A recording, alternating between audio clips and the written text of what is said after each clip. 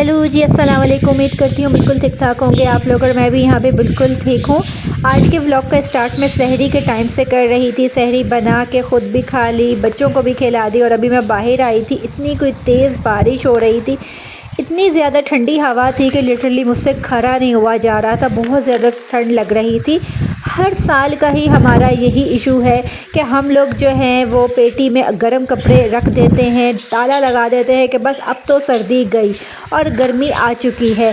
हम भूल जाते हैं कि सर्दी हो या गर्मी हो, हर साल जाते जाते आखिरी एक झटका ज़रूर देती है। और हर साल की तरह इस साल भी ऐसा ही हुआ है कि ये जो बारिश हो रही है इससे इतनी ज़्यादा कोई ठंड हो गई कि बच्चे कह रहे फुल स्लीव कपड़े दें, स्वेटर निकालें। अभी जो बंद हो गए हैं अभी दोबारा से उनको खोलना और निकालना कितना कोई मुश्किल है।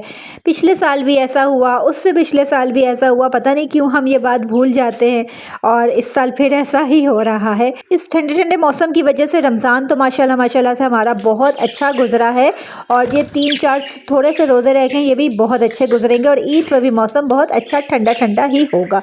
ये सारी बातें तो चलती रहेंगी। अब इसी के साथ साथ अभी करते हैं व्लॉग का स्टार्ट और देखते हैं कि भाई आज के व्लॉग में हम क्या कुछ देख रहे हैं, क्या कुछ दिखा रहे हैं।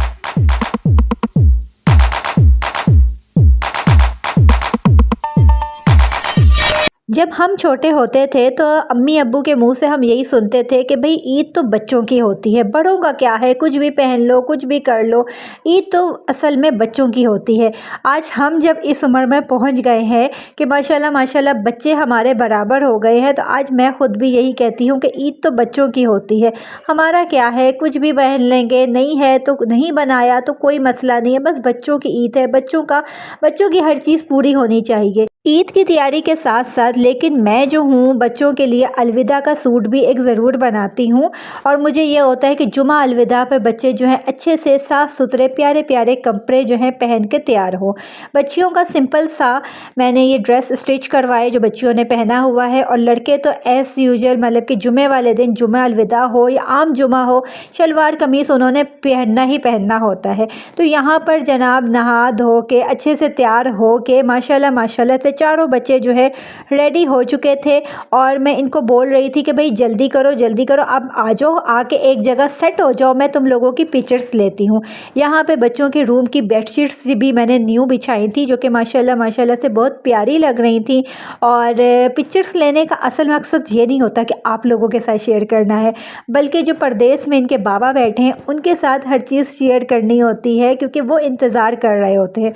और जिस तरह हम परदेशियों का इंतज़ार करते हैं ना, इसी तरह जो परदेश में दूर रह रहे होते हैं उन्हें यहाँ पर हर एक गुज़रते लम्हे का इंतज़ार होता है कि भाई अब मेरी बीवी, मेरे बच्चे, मेरी फैमिली सब लोग क्या कर रहे हैं, क्या हो रहा है। तो ये सारे लम्हात कैच करने का कैमरे में, मोबाइल में सिर्फ बनाने का मकसद यही होता है कि वो इंतज़ार कर रहे हैं। और उसके अलावा मैं ये भी बताती चलूँ कि यहाँ पर प्रॉपर बच्चों की शक्लें या बच्चों के ड्रेसेस मैंने प्रॉपर बच्चों को नहीं दिखाया, वह इसलिए कि भाई बच्चों को बहुत हद तक अब मैं नहीं दिखाती। बहुत बहुत कम होता है कि बच्चे मेरे व्लॉग में आ जाए, मैं उनको दिखा दूँ। छोटे बच्चे दोनों आ जाते हैं, बड़ों को तो कोशिश करती हूँ कि वो ना ही आए, क्योंकि दिल में बस एक ही बात है कि जो लोग मुझे पसंद नहीं करते, जो लोग हमें पसंद नहीं करते, वो आपकी औलाद के तो उससे भी आपसे भी ज़्यादा बड़े दुश्मन होंगे। क्योंकि जहाँ पर अच्छे लोग हैं, अच्छी नज़रें होती हैं, वहाँ पे बुरी नज़र और हासदीन की नज़र बहुत ज़्यादा होती है। आपकी औलाद आपकी सबसे ज़्यादा मतलब कि दिल से सबसे ज़्यादा करीब और कीमती सरमाया है, तो मैं समझती हूँ उसको छुपा कर ही रखना चाहिए। बच्चों की मस्तियाँ तो चल ही रही थी, लेकिन मैं आ गई थी जल्दी जल्दी से किचन में इफ्तारी की तैयारी करने के लिए। लेकिन मैं भूल चुकी थी कि एक रात पहले मैंने आयज़ा को बोला था कि भाई कल जुमा अलविदा है और कल की इफ्तारी कुछ स्पेशल होनी चाहिए। माशाल्लाह माशाल्लाह से रोज़ाना मैं तुम लोगों को स्पेशल इफ्तारी अपने किचन में बना के खिलाती हूँ, लेकिन कल की इफ्तारी स्पेशल ये होनी चाहिए कि भाई कल कुकिंग जो है तुम करोगी। तो उसने कहा कि ओके मैं करूँगी। तो कल जो मैंने उसको बोला था कि भाई स्पेगेटी तुम बनाना, तो मैं जब किचन में आई तो माशाल्लाह माशाल्लाह ने आयज़ा ने स्पेगेटी बना के छन्नी में डाल के जो है रेडी भी करके रख दी थी और साथ ही साथ उसने जो है कढ़ाई में उसका मसाला भी रेडी कर लिया था। स्पेगेटी वो बना रही थी। मैंने उसको बोला कि चलो मैं तुम्हारी वीडियो भी बनाती हूँ, जितनी भी ताइयाँ, चाचियाँ, फूफियाँ, खालाएँ और तुम्हारी फ्रेंड्स, ये सब कुछ ये जितने लोग देखेंगे तो खुश होंगे, और अगर खुश ना भी हुए तो मम्मा उनसे रिक्वेस्ट करेंगी कि भाई कि बेटियां तो सबकी सांझी होती हैं। जिस तरह आप लोगों की बेटियां कोई भी चीज़ बनाती हैं, कोई भी कुकिंग करती हैं या फ़र्स्ट टाइम कुकिंग करती हैं तो आपको कितनी ही कोई खुशी होती है, तो इसी तरह मेरी बेटी ने इतनी माशाल्लाह माशाल्लाह से बड़ी बड़ी चीज़ें बनाई हैं, फ़र्स्ट टाइम किचन में आई है, सब कुछ किया है। तो आप लोग इसको देख के भी अप्रिशिएट करें, हौसला अफजाई कर इसकी बढ़ाएं और ख़ुश हों, तारीफ़ करें, कमेंट करें, ताकि वो बहुत ज़्यादा खुश हो और नेक्स्ट टाइम और ज़्यादा दिल से अच्छे तरीके से हर चीज़ वो बनाए। यहाँ पर मुझे वो मिसाल याद आ गई कि बड़े मियाँ तो बड़े मियाँ, छोटे मियाँ सुबहान अल्लाह। ये मिसाल मैंने इसलिए बोली है कि आयज़ा जो है वो सारे काम कर रही है अच्छे से। स्पेगेटी बनाई और उसके बाद उसने पकोड़े भी बनाने थे, तो पकोड़ों का मसाला रेडी करके मैं रख रही थी ताकि आयज़ा इफ्तारी के टाइम फिर आएगी और पकोड़े बनाएगी, तो फिर ज़ैनब पीछे क्यों रहती। तो और ज़ैनब को तो मैं कहती हूँ काम करने का माशाल्लाह माशाल्लाह से इतना कोई ज़्यादा जुनून है कि उसके आगे हाथ जोड़ने पड़ते हैं कि खुदा के लिए तुम चली जाओ, किचन से चली जाओ, मुझे डर लग रहा है, ऑयल का काम हो रहा है और छुरी का काम मत करो। उसको मतलब कि धक्के दे के ना निकालना पड़ता है। माशाल्लाह माशाल्लाह से उसे बहुत ज़्यादा जुनून है। और यहाँ पर भी मेरी और ज़ैनब की यही लड़ाई हो रही थी कि वो मुझे कह रही थी, पहले उसने कटर से आलू जो है स्लाइस में काटे और उसमें भी मुझे डर लग रहा था क्योंकि वो बहुत ज़्यादा शार्प है। यही हो रहा था कि कहीं ज़ैनब का हाथ ना कट जाए। और उसके बाद अभी यहाँ पर हम दोनों की ये लड़ाई हो रही थी। ऑयल जो था वो बहुत ज़्यादा वो गर्म हो चुका था और ज़ैनब कह रही थी कि उसमें पकोड़े आलू वाले मैं बनाऊंगी, मैंने डालने हैं। और मुझे बहुत डर लगता है, मेरा ख़्याल है कि मुझे क्या, सारी माओं को डर लगता है और डरना भी चाहिए कि ऑयल का काम बच्चों से ना ही करवाना चाहिए और दूर, बच्चों को ऑयल से बहुत दूर रखना चाहिए, एहतियात करनी चाहिए। लेकिन बच्चे इस बात को नहीं समझते। बार बार ज़ैनब रो रो के किचन से बाहर जाती, फिर दोबारा आ जाती कि नहीं मैं करूँगी। तो उसकी ज़िद की खातिर फिर मैंने एक दो पकोड़े उसके हाथ से डलवा दिए। और यहाँ पर अभी इफ्तारी का टाइम होने ही वाला था, तो आयज़ा जो है वो अपनी कुकिंग स्टार्ट कर रही थी, मतलब कि उसने पकोड़े बनाने थे जो मिक्सर रेडी करके मैंने रखा हुआ था, बस वो बना रही थी। एक दिन पहले जब मैंने आयज़ा को बोला कि भाई कल कुकिंग तुम करोगी, इफ्तारी का काम सारा तुम करोगी, तो मैं बड़ी दिल में रिलैक्स थी और खुश हो रही थी कि कल तो मेरी आज़ादी है, मैं मज़े से बैठ के अपनी इबादत करूँगी या शान रमज़ान ARY पर मैं देखूँगी और उसके अलावा मुझे कोई काम ही नहीं होगा, मुझे तो बस कोई काम ही नहीं होगा। लेकिन ऐसा नहीं हो सकता। हम माओं को रिलैक्स होने का टाइम मिल जाए या हम सुकून से बैठ जाएं या हमारे ज़िम्मे कोई काम ना हो, ऐसा कभी भी नहीं हो सकता है। सोना सोना सही।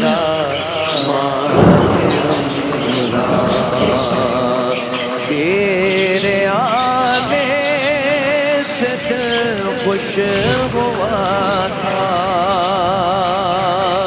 और ज़ौक़-ए इबादत बढ़ा था। तेरे आने से दिल खुश हुआ था और ज़ौक़-ए इबादत बढ़ा था। अब दिल पे है गम का गलबा,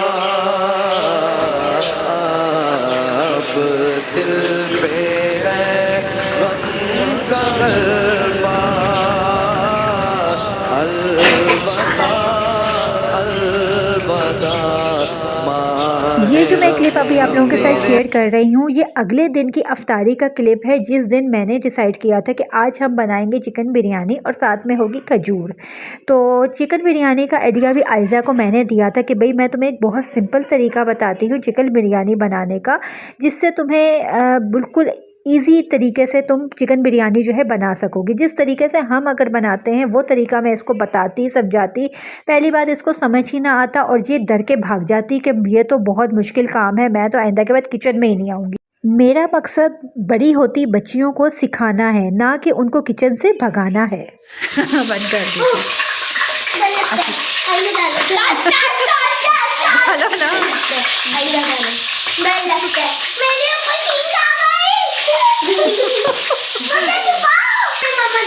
जल्दी डालो।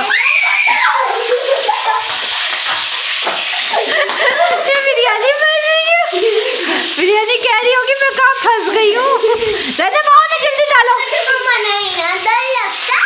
ओ फल्ला, ऐसा चिकन आज आराम से डालते हैं, रखते हैं। मैंने तो फेंका था। सीन को देख के आप लोगों को वाकई पता चल रहा होगा कि आयदा फर्स्ट टाइम कुकिंग करना कर रही है, कुकिंग सीख रही है। तो भाई ऐसा ही होता है जब फर्स्ट टाइम आप लोग कुछ भी करते हो ना, तो बच्चियाँ इतना ज़्यादा डर रही होती हैं कि भाई हम जल जाएंगे, हमें छींक लग जाएगी। और आयदा भी इतना ज़्यादा डर रही थी, डरते डरते चिकन जो है वो कढ़ाई में डाल रही थी। ज़िंदगी में सारी चीज़ें बहुत ज़्यादा ज़रूरी हैं। जहाँ पढ़ाई और डिग्रियाँ हासिल करना बहुत ज़्यादा ज़रूरी है, वहाँ पर खाना पकाना और बेसिक खाना सीखना और उसे बनाना भी, मतलब कि ये चीज़ें बहुत ज़्यादा ज़रूरी है। और ये चीज़ें सारी ज़िंदगी आपके आगे काम आएंगी।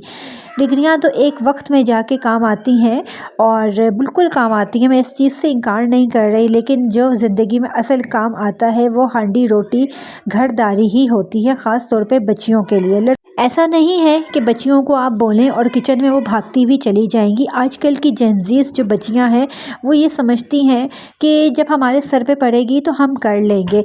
ज़रूरी नहीं है, क्योंकि शायद उनके दिमागों में यही है कि हमें जो आगे नौकर चाकर वाला ससुराल मिलेगा। अल्लाह करे कि उनके नसीब इतने अच्छे हों कि उन्हें पैर जो हैं वो बिस्तर से कदम भी उतारने की ज़रूरत ना पड़े। लेकिन ऐसा दिमाग में रख कर अगर आप शादियां करेंगी और ऐसा ना हुआ, नौकर चाकर आपको ना मिले, तो क्या करेंगी? अगले ही दिन आपको किचन का रुख दिखा दिया गया, तो फिर आप कैसे उनके पेट भरेंगी या अपना पेट भरेंगे?